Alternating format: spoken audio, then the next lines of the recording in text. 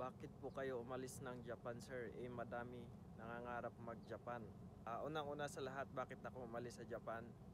May bago lang pong binigay sa atin ang magandang opportunity ang Panginoon. Kaya tayo umalis ng Japan. Hindi naman po ako umalis ng Japan dahil pangit sa Japan. Maganda sa Japan talaga. Pero aminin man natin o sa hindi, sa mga kababayan ko dyan sa Japan, karamihan po sa atin dyan ay nagpunta lang po ng Japan para kumuha ng experience. Ako naman, sinabayan ko lang din ang diskarte. Habang kumukuha ako ng experience sa Japan, ay sinabayan ko na ng pag-a-apply sa pangarap talaga nating bansa. Yun ang diskarte na ginawa ko, kaya ako na umalis sa Japan. Hindi ako umalis ng Japan dahil pangit ang lugar ng Japan. Maganda ang Japan sa maganda. Kahit nga yung taga-Europe gustong puntahan yung Japan. Kailan po tayo umalis ng Japan dahil may binigay ang Panginoon sa atin ng bagong mas magandang opportunity. Sana nasagot ko yung tanong mo. Paki-follow and share naman ako sa video na ito.